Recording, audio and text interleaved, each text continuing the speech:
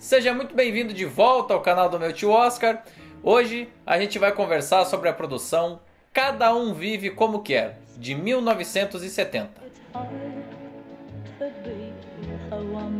Olha, não é muito difícil a gente constatar que nem todas as produções com várias virtudes e qualidades não recebem o mesmo tratamento de seus pares com o passar dos anos. E esse filme que a gente vai analisar a partir de agora é um excelente exemplo disso. Segundo o trabalho do diretor e roteirista Bob Rafelson, esse filme é um dos mais importantes que a nova Hollywood já produziu. Até mesmo porque Rafelson foi um dos fundadores desse movimento nos Estados Unidos. E também um de seus expoentes mais vívidos e atuantes durante toda a década seguinte. E eu diria inclusive que esse trabalho é uma peça-chave para a gente entender aquela América contracultural do final da década de 1960 e início da década de 1970. A vitoriosa carreira de Jack Nicholson, inclusive, se consolidou a partir desse trabalho. Ele já vinha chamando alguma atenção pelo filme Easy Rider, Sem Destino, do ano anterior. Mas foi com Cada Um Vive Como Quer que ele se lançou definitivamente como um dos atores mais promissores daquela geração. Nesse caso, ele interpreta o personagem Robert Dupea, que leva uma rotina tipicamente proletária nos campos de exploração de petróleo do interior dos Estados Unidos. A vida que ele leva não traz nada muito especialmente interessante para ele. Well, I'm glad that's all you got to say, Elton, because I'm about as goddamn tired of your mouth as I am working on this goddamn job.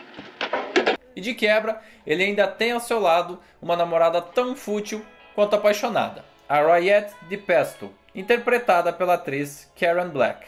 Todo esse contexto de um cotidiano não muito sedutor é apresentado ao espectador de forma até meio descompromissada logo nas primeiras sequências, quando a gente ainda não entende direito quais são as intenções do diretor com aquela história. Mas a gente vai aprender um pouquinho mais à frente que tudo o que é colocado ali vai ter um papel muito importante no desenvolvimento psicológico e do roteiro geral dessa produção. Or I'll do anything that you like for me to do. If you would tell me that you love me. You can sing the song. Um certo dia, a irmã do nosso protagonista chama ele para conversar e lhe convence a voltar para a cidade natal, uma vez que o pai deles estava muito doente e precisava da visita do filho. Ainda que meio contrariado, ele percebe que aquela viagem era realmente inadiável e topa partir estrada fora para reencontrar sua família. I'm not gonna stay long, Tita, 1 week at the most. Bom, e aí, na minha opinião, que é posta toda a habilidade de Bob Rafelson na condução dessa história. O que a gente como espectador consegue observar desse ponto em diante é uma verdadeira nudez psicológica e comportamental de Dupea. Em última análise, ele faz uma viagem ao passado que propõe o constante questionamento pessoal sobre as escolhas que ele já tinha feito na vida e as consequências disso, tanto individuais quanto coletivas. Então, logo que a gente conhece todo aquele ambiente familiar, em contraposição com aquelas sequências iniciais da película, várias perguntas vêm à tona. Como, por exemplo, que uma família de alto quilate artístico e tradicional do interior estadunidense consegue, entre aspas, perder o filho para a indústria petrolífera. Por outro lado, como é que a realidade desses outros membros da família se coloca tão vazia ou não quanto as que a gente vê no nosso protagonista? Seriam eles mesmos tão valorosos assim? Ou não passaria de hipocrisia enojante? The hell do you get the ass to tell anybody anything about class or who the hell's got it or what she typifies? You shouldn't even be in the same room with her, you pompous celibate. Carl, this is really too much. Just calm down. You're totally full of shit. You're all full of shit. Vale lembrar, inclusive, que as condições sociais, políticas e até mesmo econômicas dos Estados Unidos nessa época já não eram tão favoráveis. A gente já estava vivendo uma espécie de declínio da época de ouro do capitalismo de pós-guerra, nas portas da crise do petróleo e com a sombra da guerra do Vietnã assombrando toda aquela sociedade. Uma das características que eu mais gosto nesse filme é justamente o fato do roteiro trazer várias sequências bastante memoráveis e que de alguma forma não só corroboram para o desenvolvimento da linha narrativa a partir dos nossos personagens protagonistas, como também contextualizavam tudo o que estava acontecendo no mundo naquela época. Então logo no início da projeção, a gente tem o personagem do Jack Nicholson preso num trânsito infernal, tentando ir para o trabalho, ao meio de bastante poluição, buzinas, e num rompante de tentar se libertar de tudo aquilo, ele simplesmente sai do carro, sobe na carroceria de um caminhão que está parado à sua frente e segue na caçamba tocando um piano que estava em cima.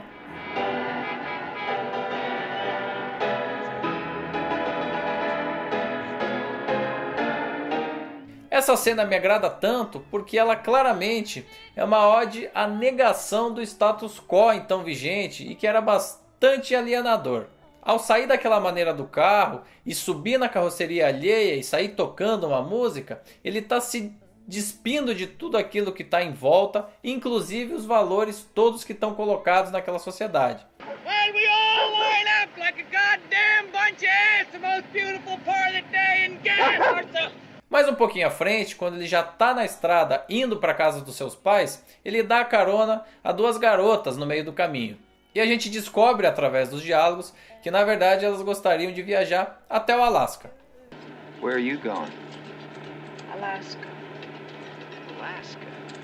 What, are you on vacation? She wants to live there because it's cleaner.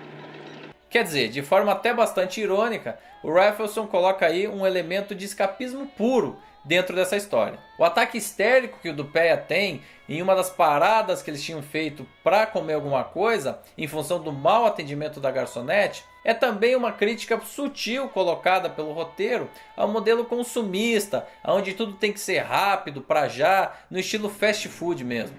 I'm sorry we don't have any side orders of toast. That'll be English muffin or a coffee roll. What do you mean you don't make side orders of toast? You make sandwiches, don't you?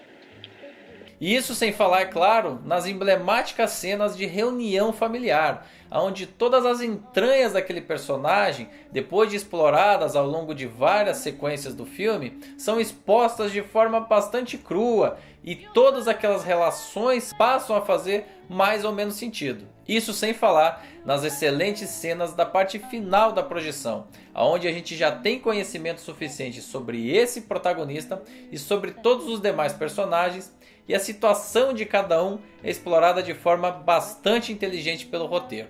How could you ever love such a beautiful place, Bobby? I don't know. Tem também uma cena que me marcou muito no final desse filme, que é justamente quando ele vai conversar com o pai, e o pai já não consegue mais responder a tudo o que ele tem para dizer. Aquele diálogo, para mim, é um dos mais fortes de toda a nova Hollywood. I'm trying to imagine you're half of this conversation. My feeling is, I don't know, that if you could talk, we wouldn't be talking. It's pretty much the way that it got to be before I left. The best that I can do is apologize. We both know that I was never really that good at it anyway. Bom, mas todas essas sequências que eu estou aqui citando e toda essa construção que é realizada acaba desembocando mais ou menos na frase que estava nos materiais de publicidade da época de lançamento do filme. Abre aspas. Ele trilhou a larga pista do caminho que leva a lugar algum. Fecha aspas. E isso, para mim, é perfeito para exemplificar o que é esse filme. Os ideais daquela geração de novos cineastas estão presentes nesse filme tanto em termos ideológicos quanto estéticos. Um exemplo ímpar da história que dialoga com o politicamente incorreto, o sarcástico, o provocador e o questionador. Esse não é um filme de entretenimento com respostas fáceis e confortáveis, muito pelo contrário. É através das situações vividas pelo personagem protagonista de Jack Nicholson que o espectador questiona a si mesmo e ao seu entorno, num processo que se retroalimenta inclusive. Não existem mocinhos nem bandidos, e a realidade de cada um dos personagens está longe de ser simples como as três cores primárias. E talvez o aspecto que mais me agrade e mais me atraia nesse filme é o fato que, além de todos esses recursos muito bem orquestrados pelo Bob Rafelson, esse filme tem a coragem de fazer também uma autocrítica daquela geração. Ou seja, muito além de simplesmente apontar o dedo para tudo o que estava acontecendo naquele contexto social e político, o cineasta retratou a geração através do seu personagem protagonista como indivíduos que também não sabiam exatamente qual o caminho seguir, e mais interessante que isso, esses indivíduos também não eram perfeitos, muito pelo contrário, eles tinham seus questionamentos internos, eles tinham as suas virtudes, mas também os seus defeitos, e muitas vezes eles mesmos não sabiam muito para onde ir. Eu vejo essa característica como uma coragem muito pertinente e muito bem trabalhada ao longo desse filme, que além de tudo não é longo, não é cansativo e é capaz de te deixar pensando e refletindo sobre ele muito e muito tempo depois do final da projeção.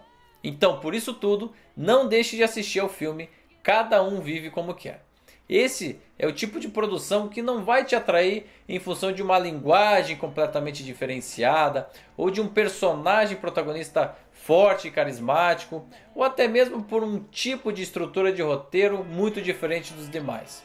Mas é a inteligência e principalmente o contexto histórico aonde essa história está inserida que fazem desse um dos melhores trabalhos de uma geração incrível e que mudou para sempre a história e os rumos do cinema norte-americano.